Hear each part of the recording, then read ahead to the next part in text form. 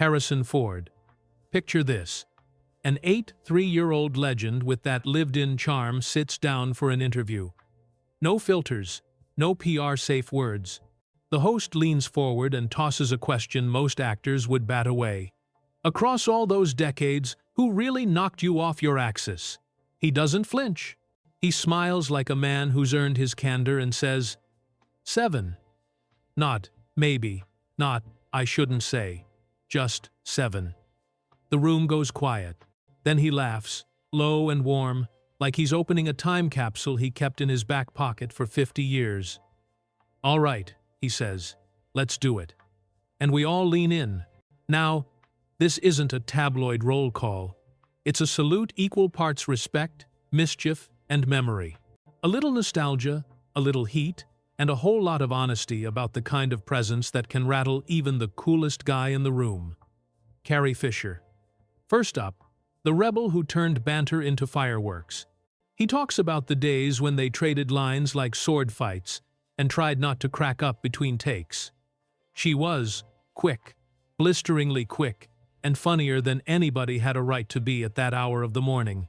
She'd drop a whisper that could derail your concentration, then hit her mark like a pro while you were still trying to remember your next cue. The attraction wasn't just the hair buns or the blaster. It was the brain behind the grin, the feeling that she could see around corners you didn't know were there.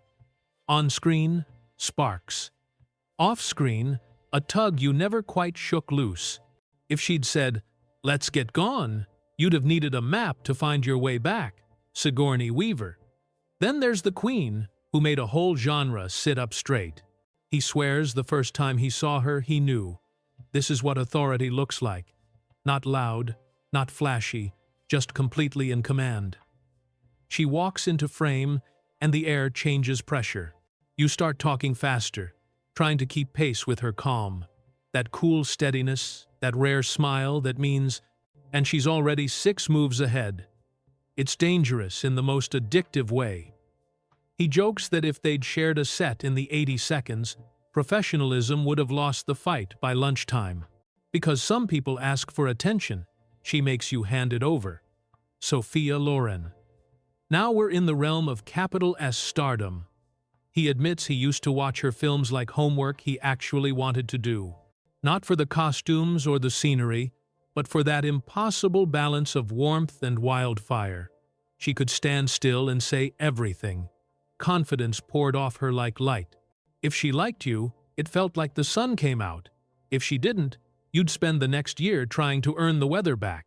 He laughs that if fate had sat them next to each other at a gala, he'd have forgotten his own name halfway through hello. Some people are beautiful. She was definition-changing. Raquel Welch. Here's the thunderclap. He talks about the first poster, the first close-up, and that split second when your pulse skips and never quite returns to normal. She wasn't a crush. She was an event bold, unapologetic, and fully aware of the effect she had on a room. He loved that about her. No coy games, no pretending she wasn't iconic. She arrived, and suddenly every rule you'd promised to follow felt very negotiable. He jokes that if they'd ever worked side by side, the film stock might have melted. That's not disrespect. That's pure, old-school awe for someone who turned the camera into a willing accomplice. Meryl Streep. This is the curveball that makes everyone sit forward. He says, the magnetism here isn't loud, it's surgical. She listens like it's a superpower. She gives you the full beam of her attention and, before you know it, you're trying to earn it again. Not because she withholds it, but because it feels so good to be seen that clearly. No big moves, no cheap tricks, just precision, courage, and a look that can shift your entire performance. He admits that if they'd met at the height of it all, he'd have been in trouble, the good kind. The kind that keeps you awake thinking about the next scene, the next chance, the next, try that again. Brilliance can be a slow burn, but once it's got you, forget about getting free. Michelle Pfeiffer. He smiles before he even says her name, because you already know. Elegance with a secret edge. That soft-spoken dare in every glance. She'd step into a moment, and everything else in the frame turned into background. He talks about how she could tip a single line into something charged, like the ground just shifted half an inch under your feet. The allure wasn't only the face, or the posture, or the gowns. It was the wit shining through the polish. You could try to keep up. You probably wouldn't. And honestly, you wouldn't mind losing. That's the spell. The sense that surrender might actually be the point. Helen Mirren. And now the surprise finale, the one that makes the room go, "Oh, wow, of course." A master of playfulness and poise, flirtation and ferocity. She's proof that charisma doesn't age. It ripens.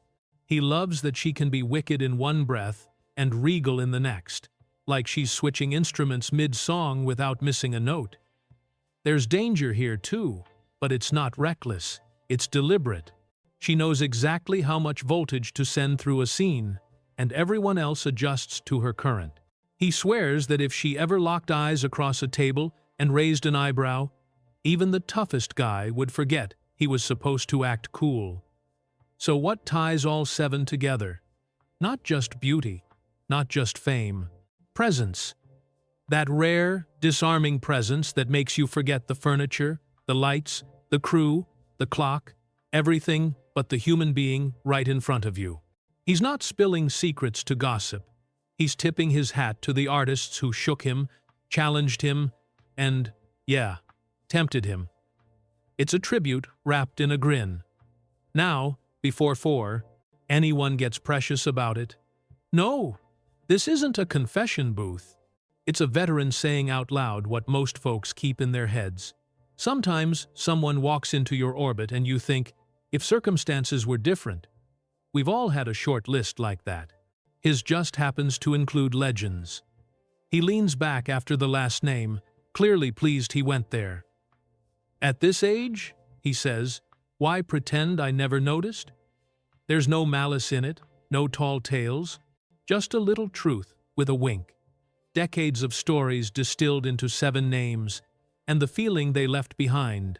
Excitement, respect, and a spark you can still see from across the room. If you've made it this far, I've got a question for you. Which name surprised you most? Was it the laser-sharp wit, the sci-fi warrior vibe, the golden age glam, the poster on every wall energy, the quietly devastating genius, the dangerous elegance, or the regal rebel who plays by her own rules? Drop your pick and your own 7 if you're brave in the comments. And hey, if you love stories told with a little edge and a lot of heart, tap like, hit subscribe, and ring that bell so you don't miss the next deep dive. Same time next week, bring your curiosity. I'll bring the receipts.